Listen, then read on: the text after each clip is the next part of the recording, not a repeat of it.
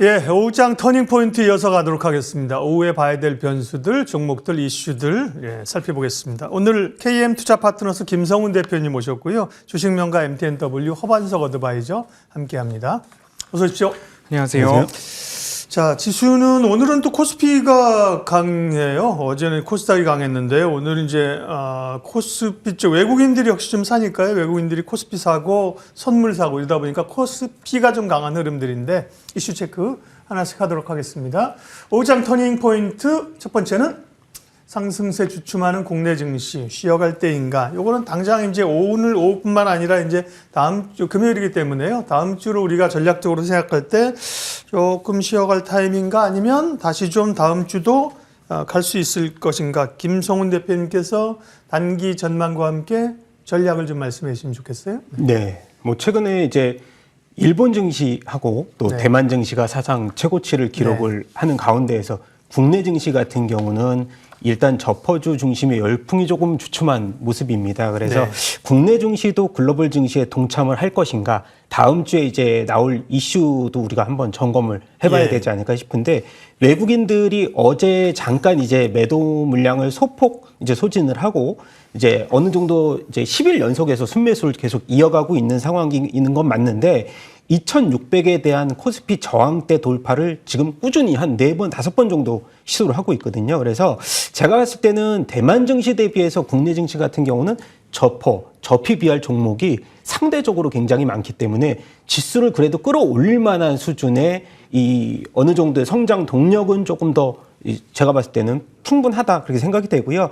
그리고 다음 주에 나올 20일이죠. 중국의 2월 이제 대출 우대 금리 이 LPR이 발표가 되는데, 보통적으로 이제 중국 같은 경우는 인민은행이 5월 달에 지급 준비율을 50bp를 낮췄는데 이제 이 LPR도 인하할 것이라는 전망이 굉장히 우세합니다. 우리나라 같은 경우도 지금 지수의 이 발목을 잡았던 것이 이제 중국발 이제 악재 이슈가 어느 정도는 작용을 했다, 저는 그렇게 생각이 되고 있기 때문에 앞서서 이제 3번의 중국의 지준율 인하 이후에 단기적으로 이 LPR이 인하된 적은 없었지만 이번에는 단기적으로 인하될 가능성들이 이제 시장에서는 많이 존재를 하기 때문에 구체적인 이제 중국의 이제 정책적 이슈가 또 긍정적으로 작용할 만한 이제 여건이 마련이 됐다. 그래서 국내 증시 다음 주에는 그래도 기대할 만한 요건은 마련이 되지 않았을까, 저는 그렇게 생각이 되고 있습니다. 네. 허반석 어드바이저는 어떻게 보시는지. 이제 오늘 밤에 또 PPI 물가지수가 남았고요. 다음 주에 이제 엔비디아 실적이 소위 이제 뉴스의 8월화가 될지, 그죠? 그게 가장 주목할 포인트인데요. 예. 오늘 오후장 다음 주 전략은요? 네, 최근 CPI나 소매 판매 물가지수들을 봤을 때에는 1월에 우리가 겪었던 것은 극심한 북미의 한파가 있었습니다. 그 한파 영향에 따라서 그리고 12월 쇼핑 시즌이 있었기 때문에 12월에 소비를 왕창 하고, 그리고 1월에는 소비가 조금 줄어들 수 있는 와중에 한파가 있었기 때문에 소비자 물가지수는 상승하고 소매 판매는 감소하는 흐름들이 있었다. 이렇게 시장이 해석을 하면서 다시 안도의 흐름들이 나타났고요. 그러자 달러 인덱스와 10년물 국채금리가 하락하고 시장은 다시 상승하는, 기존 그대로의 국채금리 상승과 달러 인덱스 하락, 국채금리 하락과 달러 인덱스 하락에 주가지수가 상승하는 원래 흐름들이 나왔습니다. 그리고 소매 판매가 예상치를 하회했다고 해서 배드뉴스가 그대로 배드뉴스로 반영되지 않았고, 왜냐? 다시 한번 말씀드리지만 우리 증시가 가격 조정을 받는 동안에 미증시, 유럽 증시, 특히 독일과 프랑스 같은 경우에는 박스권에 갇혀있는 흐름들 나오다가 지난밤 상단을 돌파하는 흐름들이 재차 나왔습니다. 그럼 우리 증시로 돌아와서 제가 지수의 바닥을 가늠할 때에 꾸준하게 강조드렸던 게 ADR이었습니다. 코스피는 ADR이 1월 22일 69.6일 수준에서부터 지금 오늘 시작할 때 110일을 초과하면서 출발을 했습니다. 하지만 코스닥 같은 경우에는 2월 7일 69, 70을 하회했던 2월 7일 저점에서부터 지금 오늘 시작할 때 98.34로 시작을 했기 때문에 아직까지 코스닥에서는 추가적인 상승의 여력들이 조금 더 남아있지 않은가 보시면 좋을 것 같고요. 지금 수익률 극대화의 관점에서 코스피는 수익률 극대화와 수익을 조금씩 챙겨가는 전략, 왜냐? 조금씩 부담스러운 자리에 다다랐기 때문이다. 코스닥은 아직까지 추가 상승의 룸이 조금 더 남아있지 않은가. 이렇게 두 시장에 대한 분류 예. 두 시장을 갈라놓고서 대응 전략이 필요한 지점까지 올라왔다라고 말씀드리겠습니다. 그러니까요. 오늘은 코스피가 강하지만 최근의 흐름들은 이제 주간으로 보더라도 코스닥이 훨씬 강하거든요. 이제 코스닥 쪽으로 성장주 조금 순환매가 좀 돌고요. 그 이야기를 해주셨습니다. 금요일이고 이제 하기 때문에 증시 전망부터 살펴봤고요. 다음 두 번째 체크포인트 가겠습니다. 터닝포인트 두 번째는요.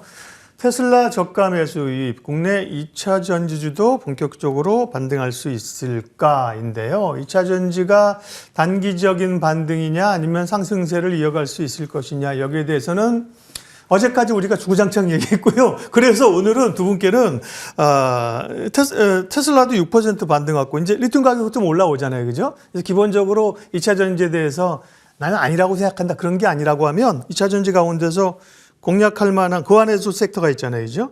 혹은 이제 관심주를 좀 들어볼게요. 김성훈 대표님.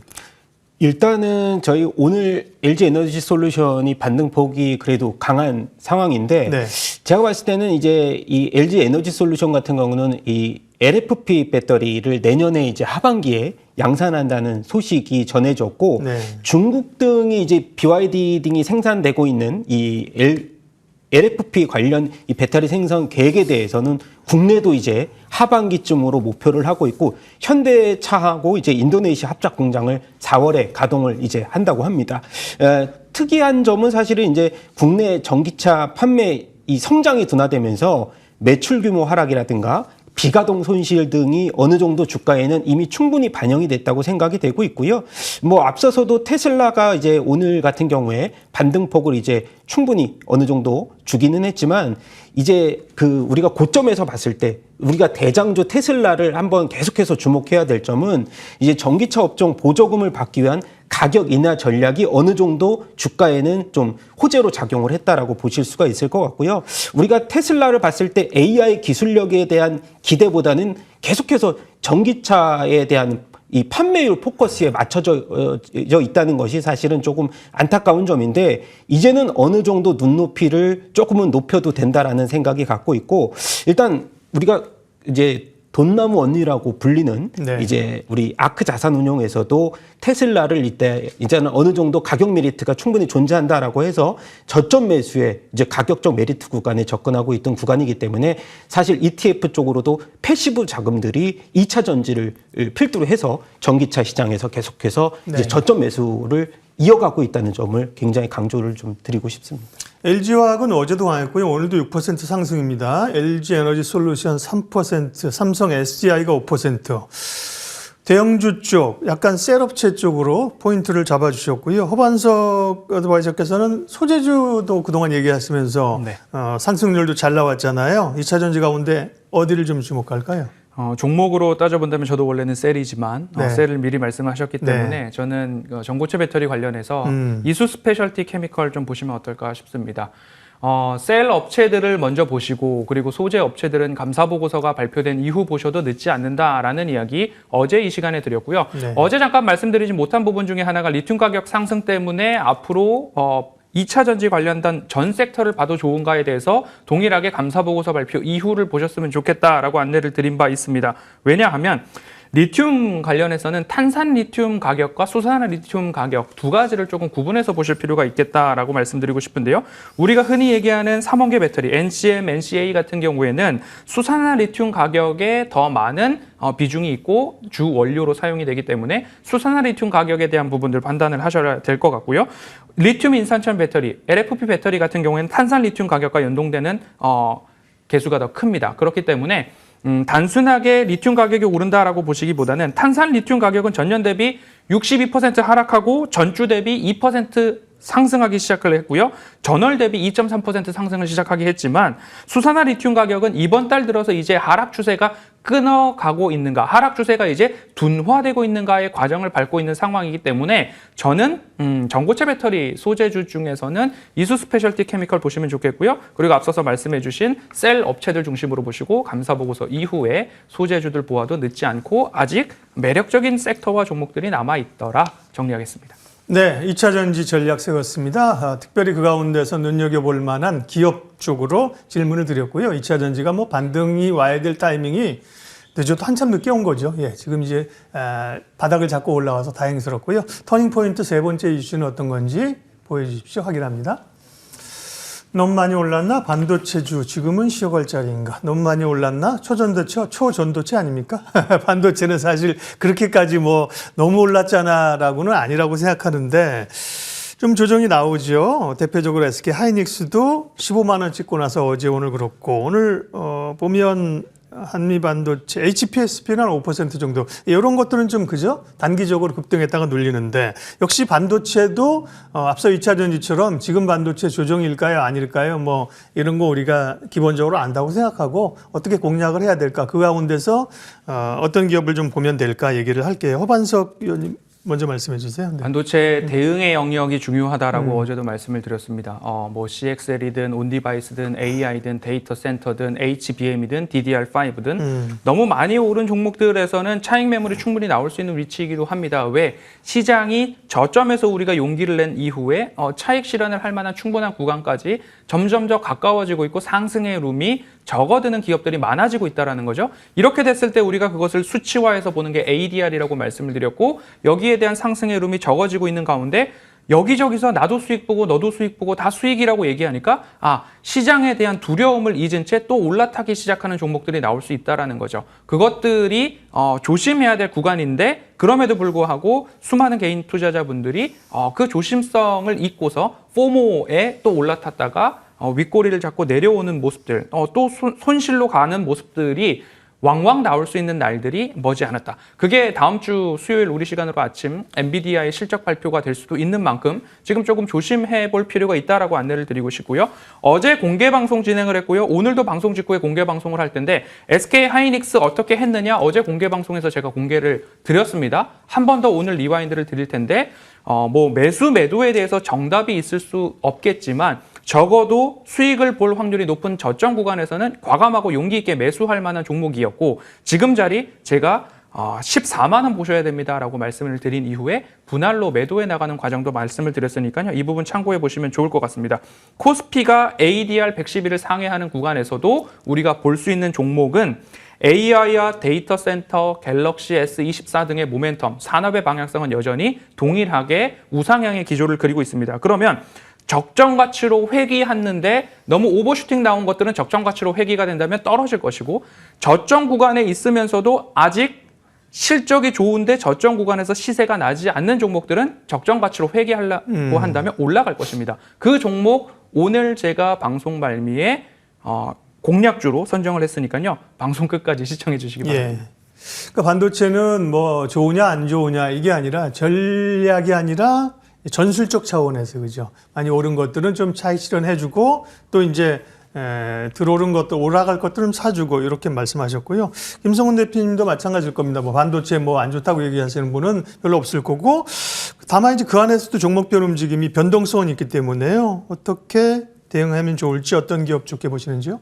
네, 뭐 간단하게 사실 뭐 너무 많이 말씀을 해주셔서 간단히 말씀드리면 어닝 시즌에 돌입하면서 옥석 바리기는 충분히 하셔야 된다. 그래서 뭐 사실 HPSP라든가 이오테크닉스, 제주반도체 등의 이 핵심 팹리스 업체라든가 든든한 고객사를 확보한 HPSP 같이 이렇게 TSMC의 고객사가 이제 든든하게 있는 그런 종목들에 대해서 사실은 포커스를 맞춰주고는 있는데 그래도 밸류 부담이 어느 정도는 있기 때문에 일단 이런 기사들도 우리가 보셨을 거예요. 현대차에서 90% 이상 수입에 의존하는 차량용 반도체를 국산화를 하겠다라는 발표가 있으면서 최근 들어서 이제 좀 밸류 부담이 좀 적은 MDS테크라든가 넥스트칩 차량용 인베디드 이제 시스템 반도체 업체의 국산화 과정도 한번 관련주들도 한번 주목을 해주셨으면 단기 트레이딩 관점으로 주목해 주셨으면 좋겠습니다. 어떤 그런 기업들은 어떤 것들입니까? 사실 MDS테크랑 넥스트칩 등이 있는데 아직은 이 숫자가 나오지는 않습니다. 네네. 대신에 앞으로의 국산화 과정에서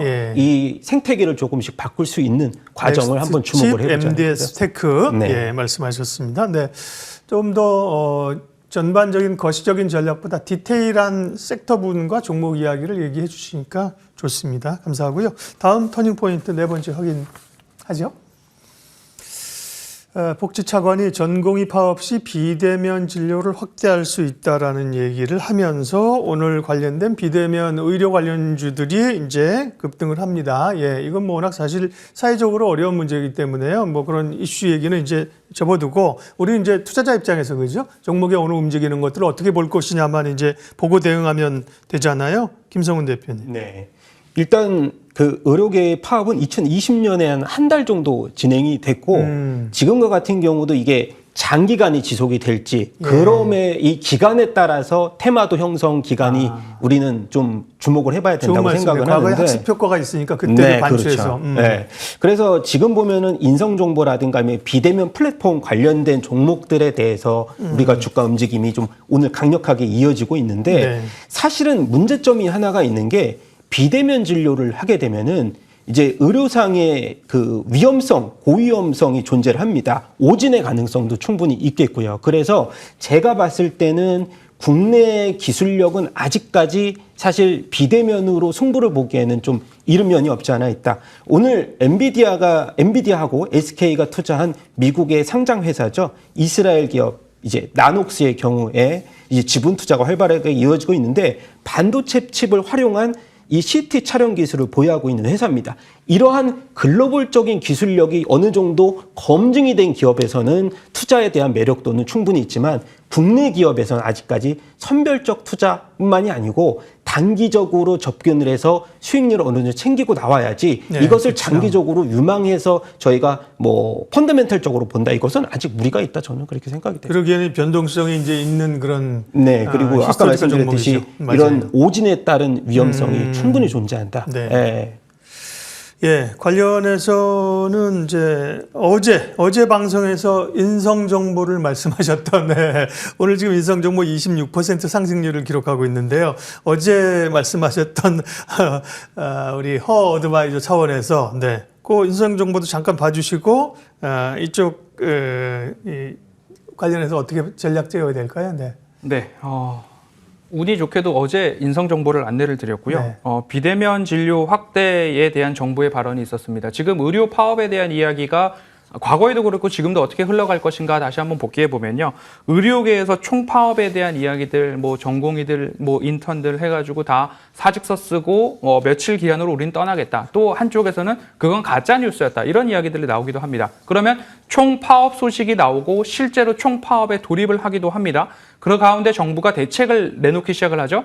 그러면 군 의관들 그리고 비대면 진료를 확대하면서 의료 공백을 줄이겠다. 거기다가 더해서 실제로 파업이 장외로 나와서 실제 파업에 돌입한다. 그럼 정부가 내세울 수 있는 카드 중에 하나는 업무 개시 명령을 발동하겠다라는 이야기가 나오게 되죠. 그리고 나서 뭐 심야 시간이든 언제든 간에 주말을 이용해서든 정부와 의료계의 타협 이런 이야기들이 조금씩 나오면서 한 단락이 끝나가는 모습들이 발생할 수 있습니다. 그렇게 된다면 앞서서도 말씀 주셨듯이 하나의 테마라는 것의 정점은 아마도 제가 보건대 업무 개시 명령이 정점을 찍을 수 있지 않을까 이 부분 한번 고려해서 이 테마도 바라보시면 좋을 것 같고요. 어제 인성정보 말씀드릴 때 이런 이야기를 드렸습니다. 미국과 유럽 등지에서 의료보험 수가와 그다음에 약 제조와 관련된 모든 것들의 통합 솔루션을 제공할 수 있는 유일한 국내 상장사 중에 하나가 인성정보다라는 말씀을 드렸듯이 예. 실질적으로 실체가 있는 기업이기 때문에 케어랩스나 뭐 비트컴퓨터나 인성정보 모두 다 올라가고 있지만 지금 오늘 같은 자리에서는 만약 여기서 시세가 꺾이지 않고 지지를 해준다라고 한다면 안전한 가격에 매수를 하셨기 때문에 말씀드렸듯이 업무 개시 명령의 피크 이 부분 판단하셔가지고요 수익률 극대화 도전해 보시면 좋겠습니다. 네, 비대면 진료 관련주 얘기했고요. 터닝포인트 마지막 포인트 보겠습니다. 마지막은 네, 터닝포인트 관심 종목이죠. 김성훈 대표님 관심 종목 준비해 오신 거 알려주세요. 네, 간략하게 말씀을 드리자면 아직까지 테마 형성이 좀 덜 된 종목으로 부담 없게 준비를 했는데 예. 한전 KPS입니다. 이제 이번 그 정책 수혜를 보이기도 하는 그런 원전입니다. 예. 그래서 일단 이 미국의 엑스 에너지사와 세계적인 MSR 우리 소형 모듈 있죠. 그래서 그 개발을 진행을 중인데 일단 4분기 영업 이익도 뭐 긍정적으로 나왔습니다. 시장 기대치 상회했고요. 영업이익 590억. 그래서 YY 기준으로도 한 22% 증가를 기록을 했고 이것이 원전에 대한 실적은 아닙니다. 사실은 활용 매출에 대한 정비 매출이고요. 우리가 흔히 말해서 원자력 하면은 설계할 때 한전 기술이 먼저 이제 수혜를 받고 그다음에 정비 사업으로 한전 KPS가 수혜를 받는데 꾸준하게 정비 사업 같은 경우는 꾸준하게 정비를 하면서 매출을 올리는 우리가 부담 없이 투자를 할 수 있을 만한 종목이고 또 배당 수익률도 올해 예상으로 한 5%대 배당 수익률을 또 기록을 할 것이라고 보이기 때문에 네. 주주환원 정책에 또 수혜를 받을 수도 있고요. 그래서 일단은 뭐 글로벌적으로도 폴란드, 체코 해외 수주도 앞으로도 지속될 수 있을 거기 때문에 한번 주목을 해보시고 목표가는 45,000원 그리고 손절가 32,000원 제시하도록 하겠습니다. 오늘 막 오르는 종목보다 이제 주목을 받을 기업을 미리 얘기해 주는 거 좋죠. 한지원 KPS 봤고요. 허반석 어드바이저님 관심 종목은요? 대표님하고 종목이 겹치는 부분들이 조금 있는데요. 네. 넥스트 칩입니다. 네. 차량용 카메라 영상 처리 장치 그리고 인식용 시스템 반도체 개발 전문 기업입니다. 현대자동차에서 차량용 반도체 국산화 이슈가 오늘 뉴스화되고 있는 상황이고요. 앞으로 산업의 방향성도 이쪽으로 이어질 것으로 예상이 되고 있습니다.